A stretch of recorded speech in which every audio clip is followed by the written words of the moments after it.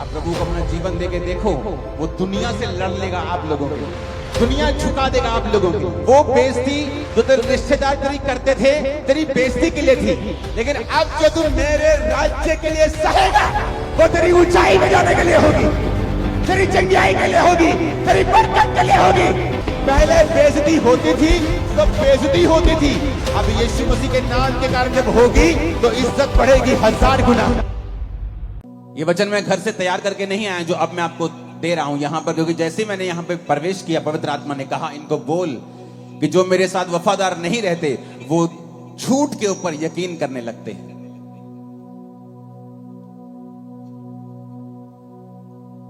फिर आप कहेंगे कि मैंने पक्का पता सी मैं बिजनेस से कामयाब होना, पर मैं होया नहीं, क्योंकि मैं 15 लोगों ਨੂੰ देखिया ये बिजनेस से कामयाब होए, इन्होंने यही काम किया सी, पर मैं कामयाब नहीं होया।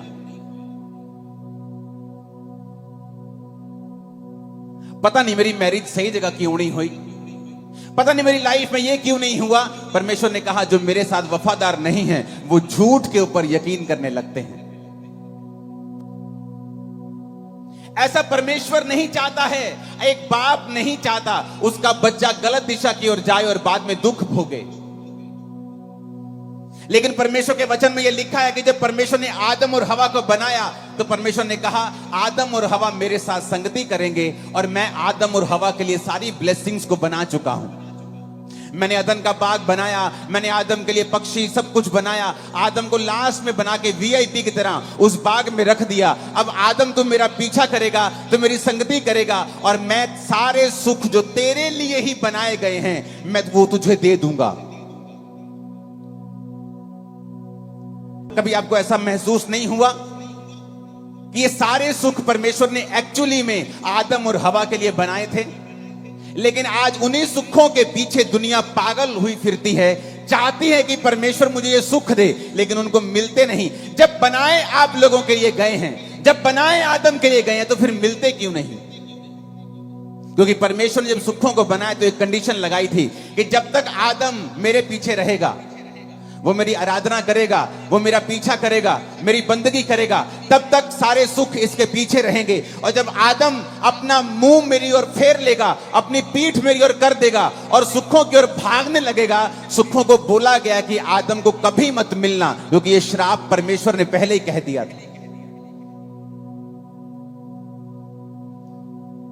परमेश्वर ने कहा जो मुझ पे यकीन नहीं करते और मुझसे भागते हैं, फिर वो झूठ के ऊपर यकीन करने लगते हैं।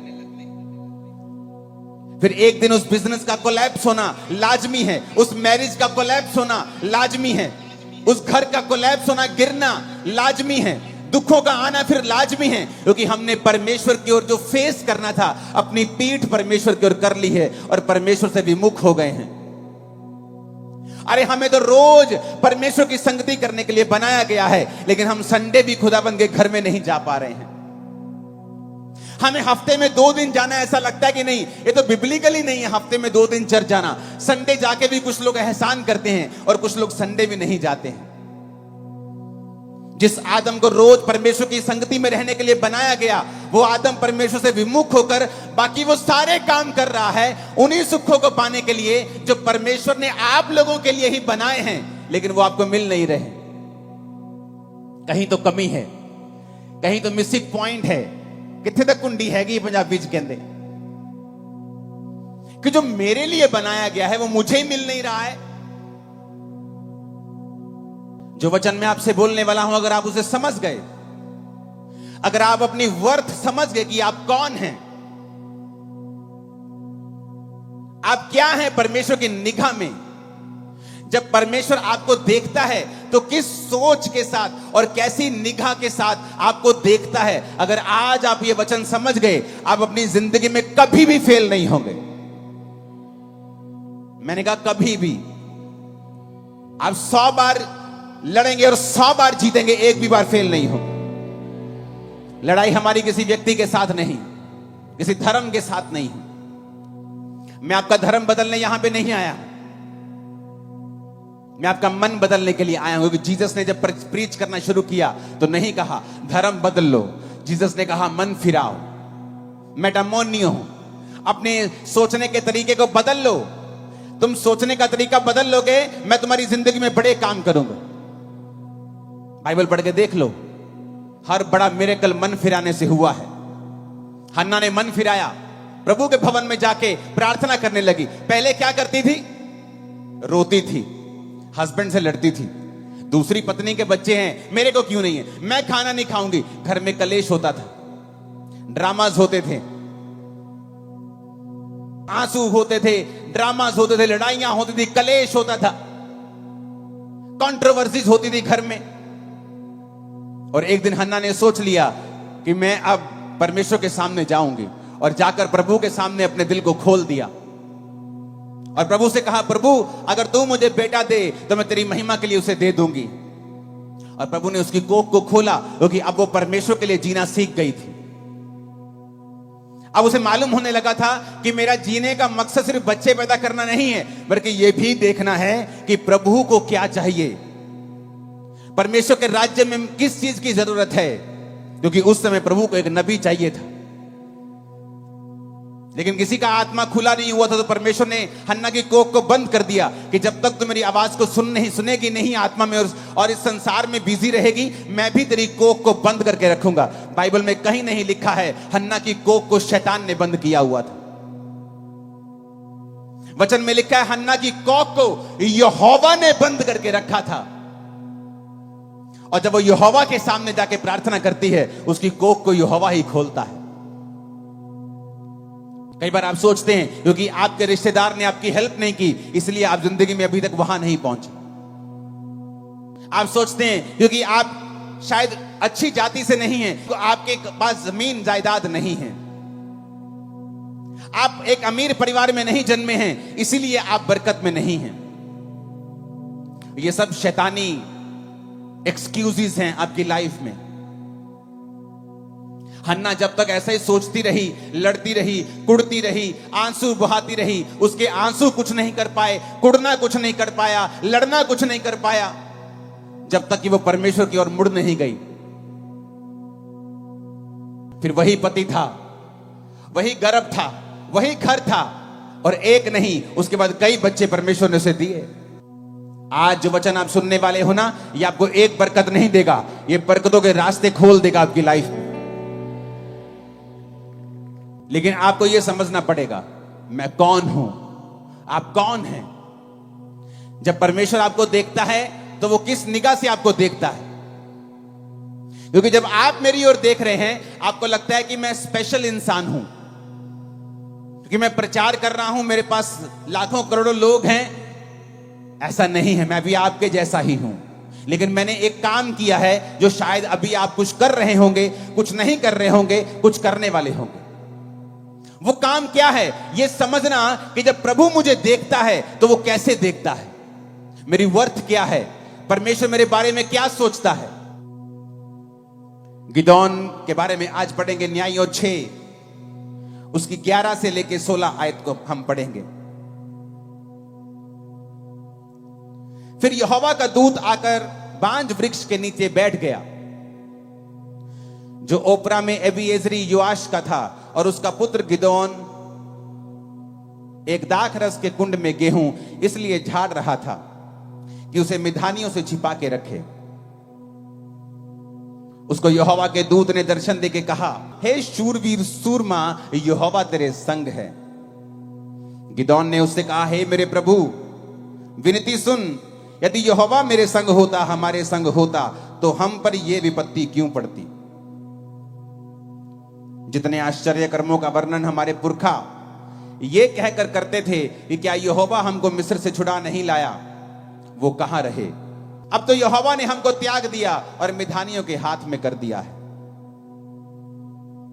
तब यहोवा ने उस पर दृष्टि करके कहा, अपनी इसी शक्ति पे जा, तू इजराइलियों को मिधानियों के हाथ से छुड़ाएगा। क्या मैंने तुझे नहीं भेजा? उसने कहा, हे प्रभु, विनती सुन, मैं इजराइल को कैसे छुड़ाऊं। देख, मेरा कुल मनुष्य में सबसे कंगाल, और मैं अपने पिता के घराने में सबसे छोटा हूं। यहोवा ने उससे कहा, निश्चय मैं तेरे संग रहूंगा, इसलिए तुम मिधानियों को ऐसे मार लेगा जैसे एक मनुष्य को। इस समय इजरायली जाति जो थी परमेश्वर से मुंह फेर कर अपनी पीठ खुदा की ओर कर दी थी। जब पीठ परमेश्वर की ओर कर दी तो परमेश्वर ने मिद्यानियों को इजरायलियों के खिलाफ कर दिया। पहले ऐसा नहीं था। ये सारे मिद्यानी, ये सारे लोग इजराइल से दब कर रहते थे, लेकिन जब तक वो खुदा के साथ रहते थे इजरायली, खुदा उनको जीत देता था। जब वो मुड़ गए परमेश्वर से, खुदा ने उनको हराना शुरू किया और मिद्यानी उन पर कब्जा करने लगे। परमेश्वर एक व्यक्ति के पास गया और गिदोन को कहा कि जा और तू उन्हें मिद्यानियों के हाथ से इजरायलियों को छुड़ाएगा। कहता प्रभु मैं कैसे छुड़ा सकता हूं, मेरा कुल, मेरा परिवार है ना, जो हमारे रिश्तेदारों में सबसे कंगाल है। हमें लोग सबसे बाद में बुलाते हैं शादी के ऊपर, मेन इंपॉर्टेंट काम पे तो हमें बुलाते भी नहीं है जी। और मैं अपने परिवार में सबसे छोटा हूं। मेरा कुल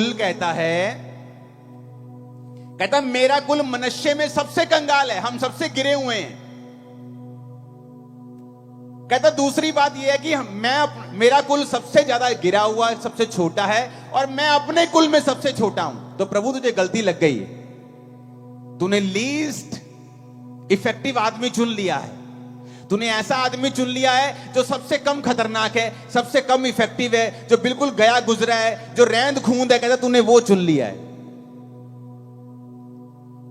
जैसे आज लोग सोचते हैं कि क्या परमेश्वर मेरी जिंदगी में काम करेगा।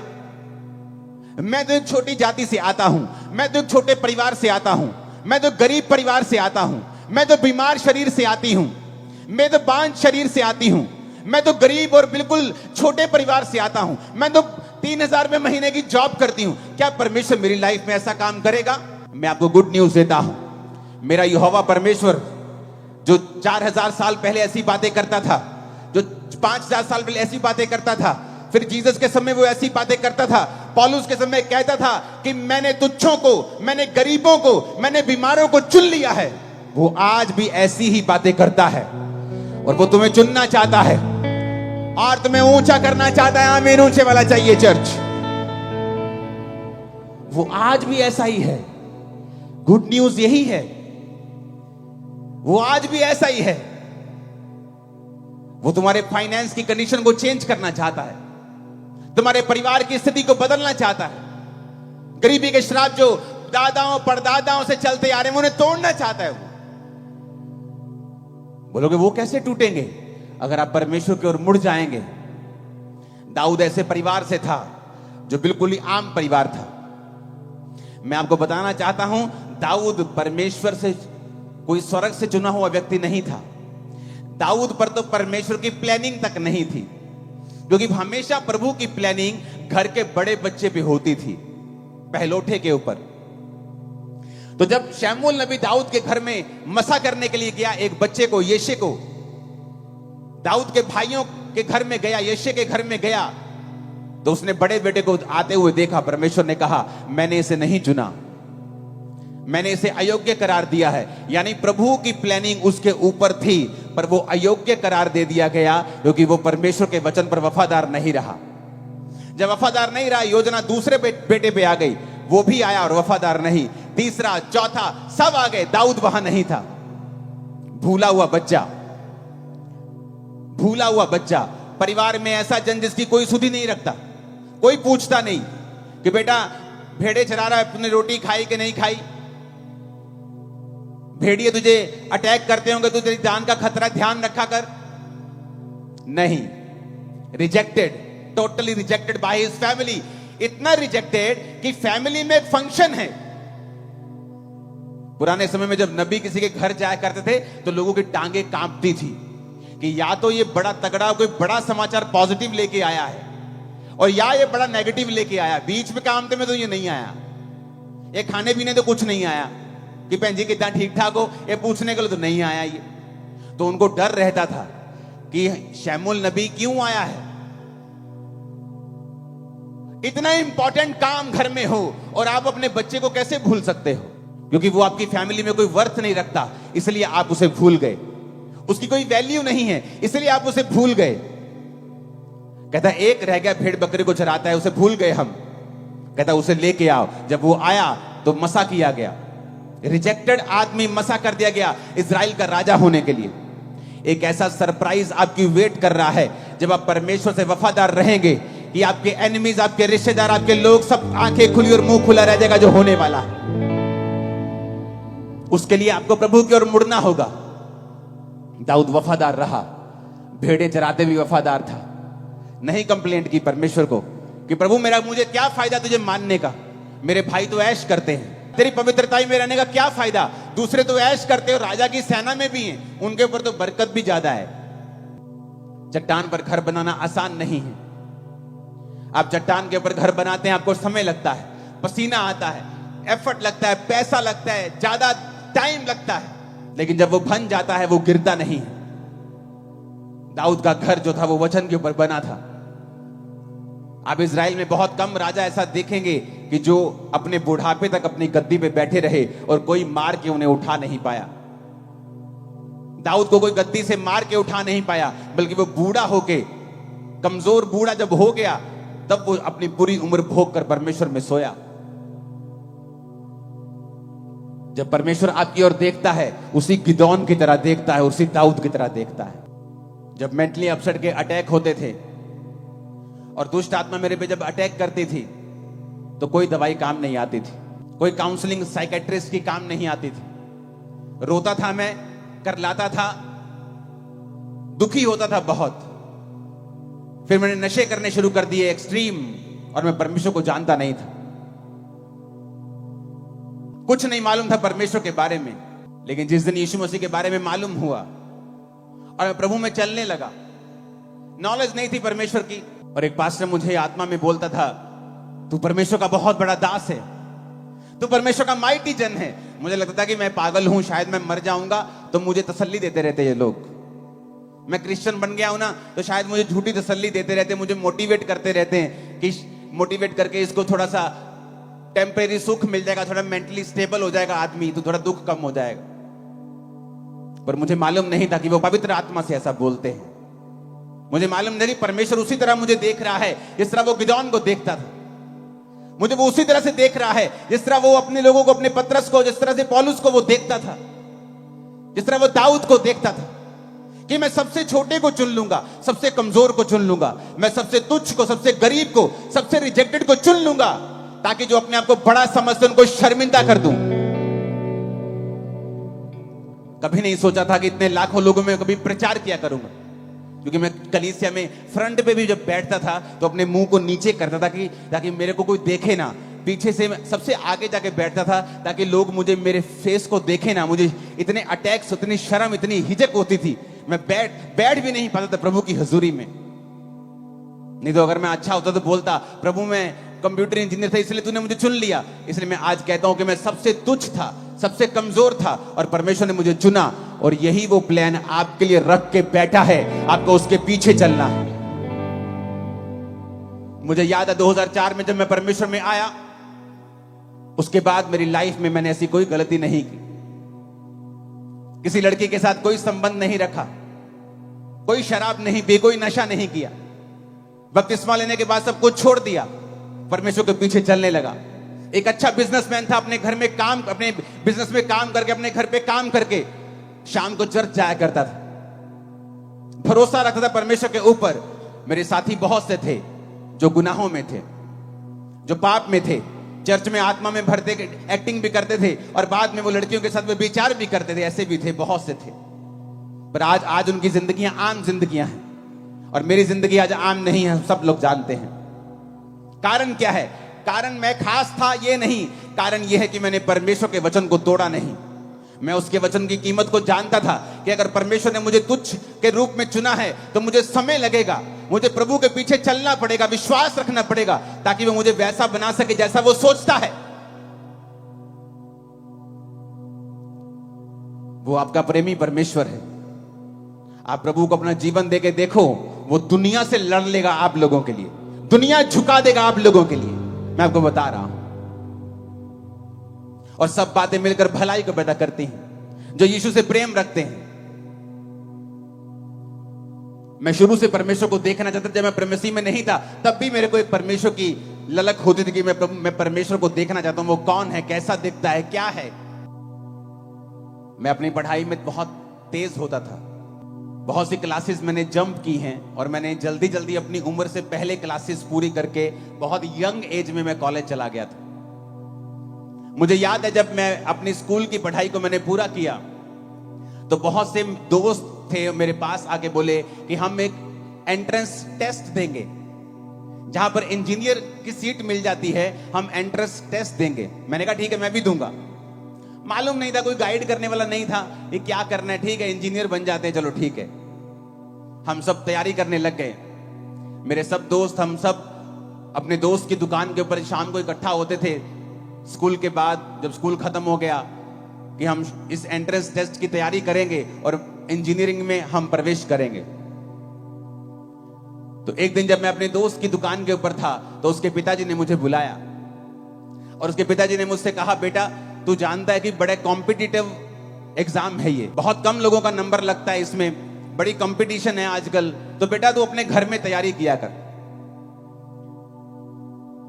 क्योंकि जो मेरा दोस्त था उसका बड़ा भाई उस कॉम्पिटिटिव एग्जाम को एक बार दे चुका था, उसका क्लियर नहीं हुआ था और वो मेरी भी तैयारी करवाता था। तो मुझे कभी गुस्सा नहीं लगा, शुरू से मेरी आदत ये थी, मुझे मालूम था कि जो खुदाबंद मेरे साथ परमेश्वर करेगा वो अच्छा ही करेगा। मैंने कहा ठीक है अंकल, कोई बात नहीं। मैं अपने घर पे जाकर तैयारी करने लगा। ऐसा कोई मेरे मन में, मैं इनको बताऊंगा, मैं इनको दिखाऊं, मेरे मन में ऐसा कभी नहीं आता, शुरू से ही नहीं ऐसा। मेरा मन ना तो क्रिश्चियनिटी के पहले था ना बाद में, तो बिल्कुल ही नहीं। पहले कई बातों में मैं फिर करता था, लेकिन क्रिश्चियनिटी में आने के बाद अगर आप फिर भी ऐसे हैं तो आपको डिलीवरेंस की जरूरत होती। हमने कुछ महीने एग्जाम की तैयारी की और उसके बाद जब रिजल्ट आया तो मेरे दोस्तों ने कहा रिजल्ट आ गया, रिजल्ट आ गया। मैं कितने रिजल्ट, अखबार में आता था रिजल्ट उस समय, कहते अखबार से आ गया रिजल्ट। अखबार लेके आए, हम एक धार्मिक स्थान के ऊपर बैठे थे, जब अखबार खोली वो सारे फेल थे और मैं अकेला पास था। सारे फेल थे, सारे के सारे फेल थे वो, और मेरा रैंक इतना ऊपर आया कि मुझे फ्री सीट मिली थी। मैंने अपनी इंजीनियरिंग के लिए पैसे खर्च नहीं किए, तो मुझे फ्री सीट मिली क्योंकि मेरा जो रैंक था पंजाब में बहुत ऊपर था। तो मैं आपको ये इंसिडेंट इसलिए बता रहा हूं, अगर आप सच्चे हैं और अब तो परमेश्वर आपके संग है, कोई आपके साथ कितना भी बुरा करने की कोशिश क्यों ना करे, वो आपकी भलाई में बदल जाएगा।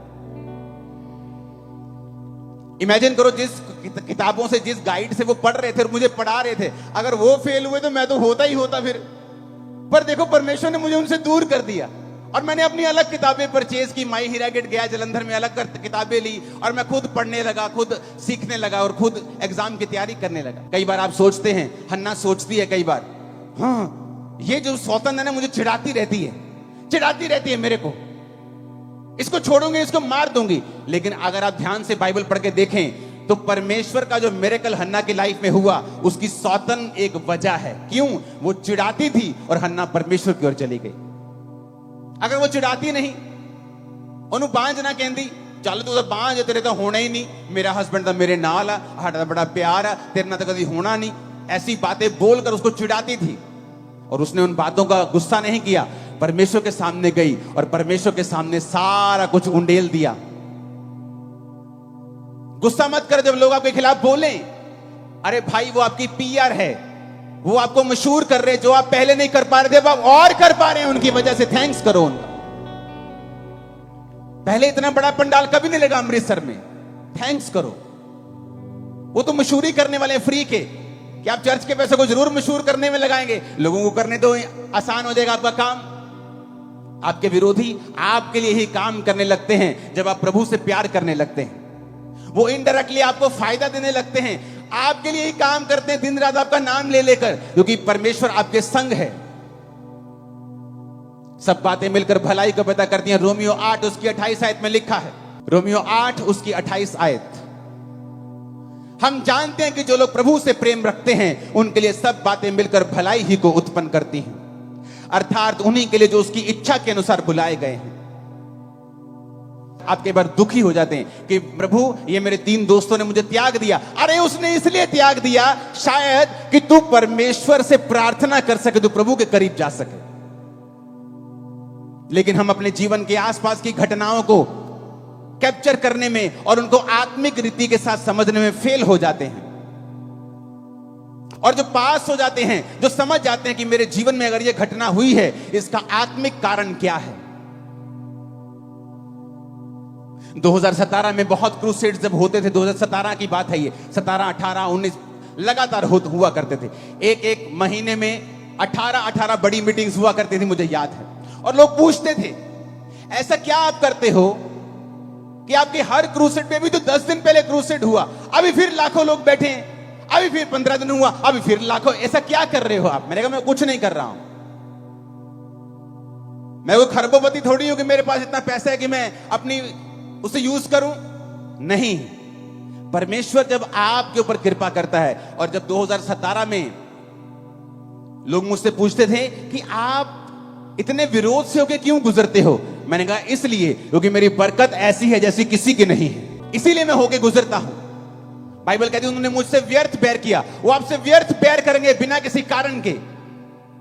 लेकिन अगर आप आत्मिक रीति से नहीं समझेंगे कि ये क्यों हो रहा है, मुझे मालूम था कि ये क्यों हो रहा है, ये फालतू की चीजें क्यों हो रही हैं, क्योंकि परमेश्वर एक बड़ा रिजल्ट देने के लिए जा रहा था। जब आप समझ जाएंगे आपकी लाइफ में क्यों हो रहा है। कई बार आपको ठोकर लगती है आपके पति से, आपकी पत्नी से, आपके बच्चे से, आपके बाप से, आपके बिजनेस से आपको ठोकर लगती है, कई बार आपके पार्टनर से ठोकर लगती है। आप सोचते हैं कि इंसान बुरा है, नहीं, आप उसका आत्मिक रीजन देखने की कोशिश करें, प्रभु की ओर मुड़े, प्रभु से पूछें मेरे साथ ऐसा क्यों हो रहा है, वो आपको बताएगा क्यों हो रहा है। सब बातें मिलकर भलाई पैदा करती हैं उन लोगों के साथ जो प्रभु से प्यार करते हैं। बात प्यार करने की है, बात यह है कि आप प्रभु के साथ जुड़े हुए हैं कि नहीं हैं। आप प्रभु से प्यार करते हैं, आप नशा कैसे बेच सकते हैं? क्या नॉनसेंस है कि आप प्रभु से प्यार करते हैं नशा बेचेंगे? आप ऐसी देह को खराब करेंगे जो प्रभु ने बनाई है? आप ऐसे घर को खराब करेंगे जो परमेश्वर ने रचा है? आप प्रभु से प्यार नहीं करते अगर आप नशा बेचते हैं। मैं वैसे संडे चर्च नहीं जाता हूं, लेकिन प्रभु से प्यार करता हूं। आपका बेटा आपसे रोज बात ना करे, आपको 6-6 महीने बाद डैडी बुलाए और 6 महीने बाद बात करे और कहे डैडी बता मैं प्यार बहुत करता। आप चर्च नहीं जाते, खुदा से प्यार करते हैं? आपने कभी बाइबल पढ़ के परमेश्वर की, अपने खुदा की, अपने बाप की इच्छा जानने की कोशिश नहीं की? आप कहते हैं आप उससे प्यार करते हैं? नहीं, आप उससे प्यार नहीं करते हैं। यीशु ने कहा जो मुझसे प्यार करता है मेरी आज्ञाओं को मानेगा। बात यह है अगर आप परमेश्वर के द्वारा चुने गए हैं तो चुने हुए के लायक काम करें। चुना हुआ अपनी लड़ाई आप नहीं लड़ता, नालायको, वो लड़ता, खुदा लड़ता है उसके लिए। लेकिन हमारे बीच में लोग हैं जो अपनी लड़ाई खुद लड़ना चाहते हैं। पौलुस कहता है निर्बुद्धि गलातियों तुमने किसने मोह लिया? हे मूर्खों तुमने किसने मोह लिया कि तुम अपनी लड़ाई खुद लड़ रहे हो? खुदा को लड़ने दो, ऐसा रिजल्ट आएगा आंखें खुली रह जाएंगी। खुदा को लड़ने दो।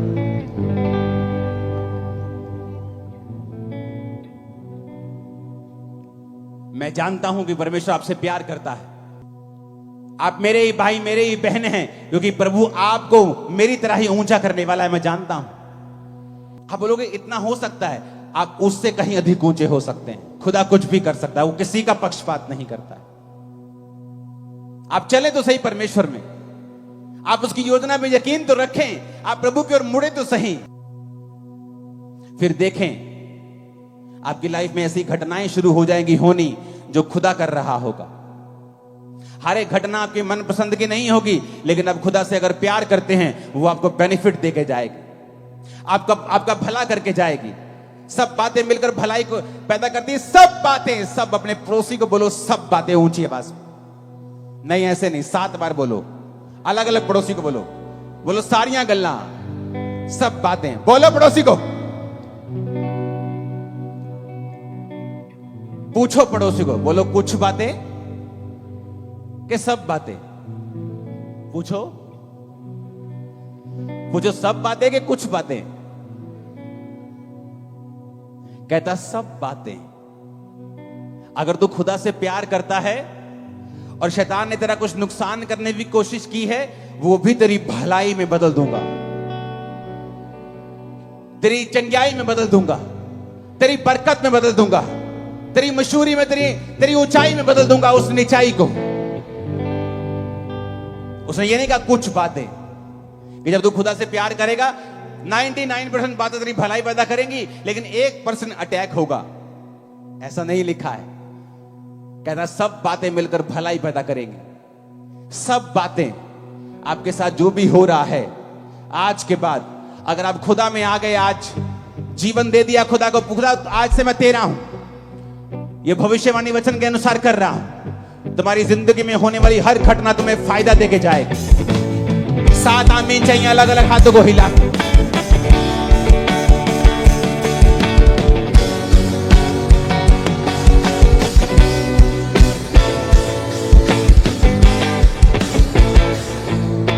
फिर से आमीन बोलो, हाथों को उठा के फिर से 7 बार।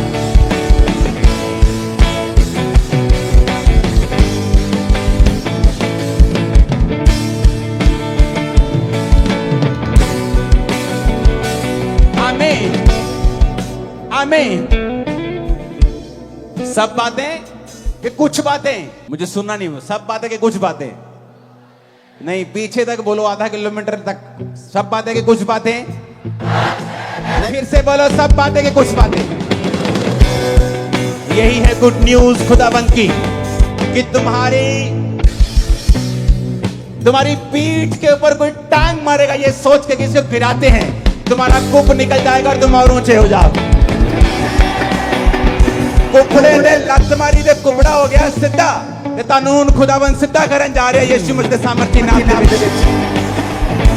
कुपड़े दे लत मारी, कुपड़ा हो गया सीधा, खुद सीधे होने वाले हो यीशु मसीह के सामर्थी नाम दे विच। आमीन। खड़कन वाला चाहिए शैतान दे करना।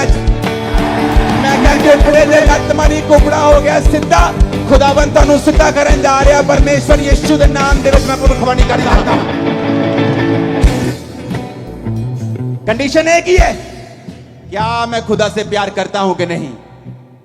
मैं छोटा हूं, मेरा कुल छोटा है, मेरा परिवार छोटा है, मेरा फलाना, मैं पढ़ा लिखा नहीं हूं, मैं गोरा नहीं हूं, मैं ऊंचा नहीं हूं, मैं लंबा नहीं हूं, मैं छोटा, मैं इधर से उधर से, सब नॉनसेंस है। आप खुदा की महिमा के अनुसार उसकी सब रूप में बनाए गए हैं। आप आम इंसान नहीं है, आप बेस्ट हो, आप अपना बेस्ट वर्जन हो जो खुदा ने बनाया, आपको शैतान ने नहीं बनाया।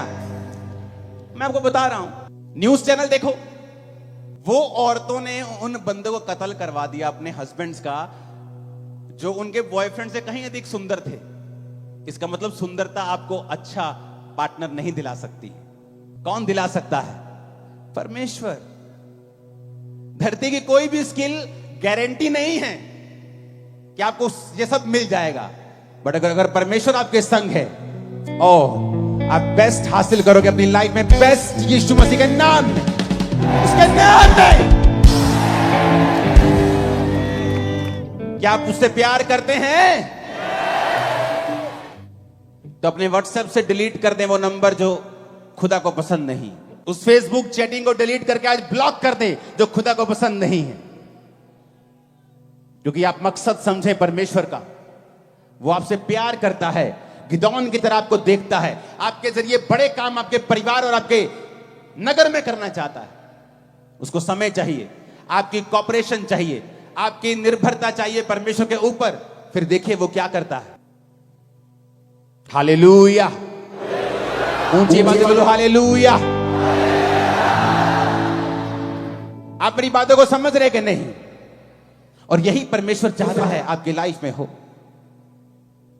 मत घबराएं, मत डरें। अब आपके साथ वैसा नहीं होगा। अगर आप मसीह में अपना जीवन दे देंगे ना, अब आपके साथ वैसा नहीं होगा जैसा मसीह में ना होने से पहले आपके साथ हुआ करता था, और आपको नुकसान हुआ करता था, आपकी बेइज्जती हुआ करती थी। अब ऐसा नहीं होगा। क्यों? वचन में लिखा है। वचन में लिखा है। कहां लिखा है? मैं आपको बताता हूं कहां लिखा है। बाइबल में 3 घटनाएं ऐसी हैं। मरकुस 10 उसकी 33 से 34 आयत, मरकुस 8 उसकी 23 आयत, और मरकुस 14 उसकी 62 से 65 आयत। जहां पर परमेश्वर ने मरकुस 10 उसकी 33-34 में कहा है, देखो हम यरूशलेम को जाते हैं और मनुष्य का पुत्र प्रधान याजकों और शास्त्रियों के हाथ पकड़वाया जाएगा। वे उसको घात के योग्य ठहराएंगे और अन्य जातियों के हाथ में सौंपेंगे। वे उसको ठट्ठों में उड़ाएंगे और उस पर थूकेंगे और कोड़े मारेंगे और उसे घात करेंगे और 3 दिन के बाद वो जी उठेगा। यीशु ने कहा, यानी मैं जाऊंगा तो मुझे वो ठट्ठों में उड़ाएंगे, मेरा मजाक उड़ाएंगे, मुझ पे थूकेंगे। मरकुस 8 उसकी 23 में लिखा, उसने अंधे का हाथ पकड़ गांव के बाहर ले जाकर उसकी आंखों में थूक कर उस पर हाथ रखे और उससे पूछा, क्या तू कुछ देखता है? मरकुस 14 उसकी 62 से 65 में लिखा है, यीशु ने कहा, मैं हूं, तुम मनुष्य के पुत्र को सर्वशक्तिमान की दाहिनी ओर बैठे और आकाश के बादलों के साथ आते देखोगे। तब महायाजकों ने अपने वस्त्र फाड़कर कहा, अब हमें गवाहों का क्या प्रयोजन, हमने निंदा सुनी है। 65 में लिखा, तो कोई उस पर थूकने, कोई उसका मुंह ढाकने और कोई मुक्के मार के कहने लगा, भविष्यवाणी कर। अगर आप बाइबल को ध्यान से पढ़ें तो बहुत से अनपढ़ ऐसे हैं जो बोलते हैं कि बाइबल में बहुत बार गलत लिखा होता है, शोध की गई है बाइबल में। मैं आपको गारंटी के साथ कह सकता हूं, बहुत सी पत्रियां, बहुत सी परमेश्वर के बारे में बुक्स लिखी गई होंगी, पर जो बाइबल में शामिल किया गया है ये 100% परफेक्ट है। और बाइबल जब से बनी है एक भी शोध इसमें नहीं की गई है, ना ही कभी की जाएगी। क्यों? क्योंकि जब बाइबल लिखी गई तो वो यूनानी भाषा में लिखी गई, नया नियम।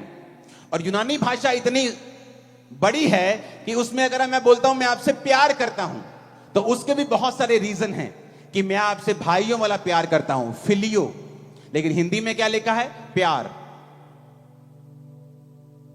मैं तुमसे अनकंडीशनल प्यार करता हूं, प्रभु कहता मुझसे अगापे प्यार कर। लेकिन बाइबल में हिंदी में क्या लिखा है?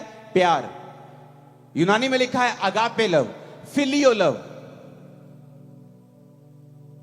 तो बाइबल में जब ट्रांसलेशन करने वाला इतना धनी नहीं होता था तो वो प्यार को जैसे प्यार लिख दिया, लेकिन जब उनको बाद में मालूम होता था कि यूनानी भाषा में ये भाइयों वाला प्यार लिखा है तो उसके लिए वो शब्द को चेंज कर देते थे। एडिट नहीं हुई बाइबल कभी भी, उन्होंने अपने आप की गलती को सुधारा है।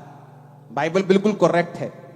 यहां पर 3 बार परमेश्वर के ऊपर थूकने का जिक्र आया और तीनों बार अलग अलग इंसिडेंट है। एक बार परमेश्वर ने उसकी आंखों में थूका, दूसरी बार प्रभु ने खुद अपने मुंह से कहा मरकुस 8 उसकी 23 में कि वो मुझ पर थूकेंगे, और तीसरी बार जब वो महायाजकों के सामने था तो लिखा कोई उसको थूकने लगा और कोई उसको थप्पड़ मारकर कहने लगा कि भविष्यवाणी कर, तुझे किसने मारा। अगर हम शब्दों को पढ़ेंगे, जहां जहां परमेश्वर ने अंधे पे थूका और जहां जहां परमेश्वर के ऊपर थूका गया, तो जहां परमेश्वर ने कहा कि वो मुझ पर थूकेंगे, वो है यूनानी भाषा का शब्द M2O, जिसका मतलब है टू स्पिट एट, यानी किसी के ऊपर थूकना। जब परमेश्वर ने यह कहा कि मैंने अंधे को थूका और उससे उस पर हाथ रखे, उसका मतलब है पटुओ। EM हट गया, सिर्फ एक ही शब्द है। अगर गलत होता तो दोनों गलत होते, दो जगह गलती कैसे हो सकती? एक का मतलब है पटुओ, एक का मतलब M2O। M2O का मतलब किसी पे थूकना, पटुओ का मतलब थूकना। थूकना, मेरे मुंह में कुछ चला गया, खाना गंदा है, खराब है, थूक दिया। M2O किसी पे थूकना। फिर से पढ़ेंगे उसको। परमेश्वर ने कहा वो मुझ पे थूकेंगे, M2O, थू। पता है क्यों? यहूदी ट्रेडिशन था एक, कि जब किसी यहूदी को लगता था कि ये आदमी एक मौकरी है, ये आदमी परमेश्वर से, ये पापी है, इसको प्रभु की लानत पड़ी है, तो वो उस पर थूकते थे। ये उनका ट्रेडिशन था, थूकते थे उस पे। बहुत सारे आप पुराने नियम में देखोगे तो लोगों जो पापी थे उन पे थूकते थे, पापियों के ऊपर थूक देते थे। थूकना मतलब धिक्कार है तेरे ऊपर। तो उसका मतलब है M2O, थूकना, फोर्सफुली किसी के ऊपर, टू स्पिट एट। लेकिन जब जीसस ने थूका एक व्यक्ति के ऊपर तो वो है पटुओ, 44वां शब्द। इसका मतलब है टू स्पिट, थूकना। जैसे मुंह में कुछ गलत चला गया हम थूक देते हैं, किताब का पन्ना करते हैं तो थूक थूक के लगा के करते हैं, इसका मतलब है पटुओ। तो एक ही शब्द है बाइबल में। आप जानते हैं कि जब परमेश्वर उस अंधे के पास आया तो उसको थूक कर चंगा क्यों किया? क्योंकि सारी उम्र लोग यही सोचते थे और चेले भी यही सोचते थे कि परमेश्वर इसने पाप किया कि इसके घराने ने पाप किया कि ये अंधा, यानी उनके मन में था कि he is a definitely big Sinner, ये बड़ा कोई तगड़ा पापी है, या ये या इसके मां बाप। तो जब भी वो उसके सामने से निकलते थे, अंधे के सामने से, उसको क्या करते थे? वो थूकते थे। कौन सा थूकना? जो जीसस पे थूका गया, M2O, to spit at, to spit at, थू, लानती, थू, थूक के जाते थे। आप जानते जब वो अंधा परमेश्वर के सामने आया तो अंधे को थूक डलवाने की आदत पड़ चुकी थी, उसको बेइज्जती की, उसको मालूम था कि यहूदी उस पर थूकते हैं, क्योंकि यहूदी ये समझते थे कि या तो ये पापी है या इसके मां बाप पापी हैं। तो जब वो परमेश्वर के सामने आया तो प्रभु ने क्यों उस पर थूका? क्योंकि प्रभु ने कहा लोगों ने तुझ पे थूका, तेरी बेइज्जती की, मैं इसी थूक से तुझे चंगा करूंगा, मैं इसी थूक से तुझे हील करूंगा। आप सोचते हैं कई बार, आप जब प्रभु में नहीं होते, आपके रिश्तेदार आते हैं जो अमीर होते हैं, आपकी बेइज्जती करते हैं। आपका दोस्त जो थोड़ा प्रभावी होता है आपकी बेइज्जती करता है। आप फिर परमेश्वर में आ जाते हैं, आपको बेइज्जती करवाने की आदत हो गई है, क्योंकि आप गरीब हैं। कभी कोई रिश्तेदार बेइज्जती कर जाता है, कभी कोई रिश्तेदार बेइज्जती, कभी कोई दोस्त बेइज्जती, आपको बेइज्जती करने की आदत हो गई। जब वो जीसस आपकी लाइफ में आते हैं तो आप घबरा जाते हैं। आपको लगता है कि मैं मसीह में आऊंगा, मेरी फिर बेइज्जती हो जाएगी, लोग मुझे फिर बुरा बोलेंगे। जीसस ने कहा वो थूक जो लोग तुझ पे मारते थे तेरी बेइज्जती के लिए थी, मेरी तेरी हीलिंग के लिए है। वो बेइज्जती जो तेरे रिश्तेदार तेरी करते थे तेरी बेइज्जती के लिए थी, लेकिन अब जो तू मेरे राज्य के लिए सहेगा वो तेरी ऊंचाई में जाने के लिए होगी, तेरी चंगियाई के लिए होगी, तेरी बरकत के लिए होगी। हालेलुया! फर्क है, फर्क है, फर्क है, फर्क है, फर्क है, जमीन आसमान का फर्क है। वो थूक जो बेइज्जती करने के, थू, लानती, थू। जब वो अंधा परमेश्वर के सामने आया तो परमेश्वर ने जब थूका उसे लगा ला फिर होगी बेइज्जती। प्रभु ने कहा बेइज्जती नहीं होगी बेटा, उनकी थूक तेरे को लानत देती थी, मेरी तुझे चंगा करेगी। पहले बेइज्जती होती थी तो बेइज्जती होती थी, अब यीशु मसीह के नाम के कारण जब होगी तो इज्जत बढ़ेगी 1000 गुना।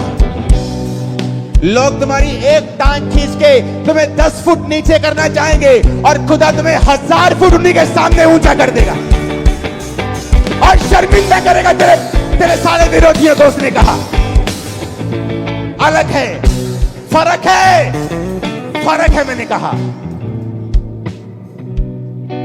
M2O, थू, स्पिट एट, इसने पाप किया होगा, थू कर दो। इसके बाप दादों ने पाप किया होगा, उसको आदत थी थूकवाने की। इसीलिए जब जीसस को पकड़ के रखा गया था तो लिखा उस पर थूका गया। क्यों? क्योंकि यह ट्रेडिशन था, उनको आदत थी पापियों के ऊपर थूकने की। यहां तक कि चेले भी यही समझते थे कि इसने पाप किया है। प्रभु ने कहा नहीं, ना इसने पाप किया ना इसके घराने ने पाप किया, कुछ इसलिए अंधे जन्मे कि मेरे काम प्रकट हो। फर्क है, there is a huge difference, very huge. मसीह के कारण बेइज्जती होगी तो वो बेइज्जती मत करना उसको, वो तुम्हारा बीज है 1000 गुना इज्जत काटने का, और ऐसी इज्जत काटने का कि विरोधी कुछ भी कर लेंगे, वो कम नहीं होगी, वो बढ़ेगी। हालेलुया। ऊंची आवाज में बोलो हालेलुया। अगर वचन को समझ जाओगे तो गलती नहीं करोगे, सिद्ध बन के चलोगे और खुदा तुम्हारे साथ होगा। तैयार हो परमेश्वर के पीछे चलने के लिए? परवाह मत करना। अगर यीशु मसीह के नाम के कारण कुछ आता है तो उसे ले लेना with gratitude, with thank you, क्योंकि वो तुम्हें ऐसी जगह लेके जाने वाला है जहां तुम अपनी ताकत से पहुंच नहीं सकते।